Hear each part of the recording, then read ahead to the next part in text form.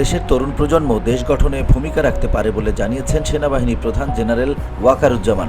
শুক্রবার সকাল 9:30টার দিকে কক্সবাজারের ইনানীতে প্রথমবারের মতো বাংলাদেশ সেনাবাহিনীর 10 পদাতিক ডিভিশন এবং কক্সবাজার জেলা প্রশাসনের উদ্যোগে আয়োজিত মেরিন ড্রাইভ রেইস 2025 প্রতিযোগিতার সমাপনী ও পুরস্কার বিতরণী অনুষ্ঠানে প্রধান অতিথির বক্তব্যে তিনি কথা বলেন।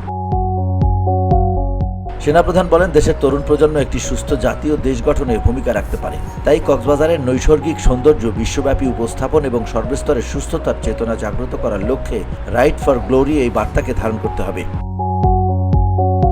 তিনি বলেন, এ ধরনের প্রতিযোগিতায় অংশগ্রহণের মধ্য দিয়ে দেশের তরুণ প্রজন্ম যেন একটি সুস্থ জাতি ও দেশ গঠনে ভূমিকা রাখে।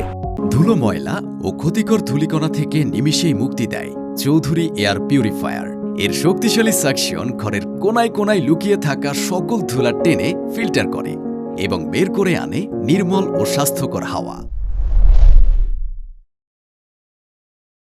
তিনি প্রতিযোগিতায় অংশগ্রহণকারী বিদেশিদের বিশেষভাবে ধন্যবাদ জানান। দেশব্যাপী এ ধরনের প্রতিযোগিতার আয়োজন অব্যাহত থাকবে বলেও আশাবাদ ব্যক্ত করেন সেনাপ্রধান।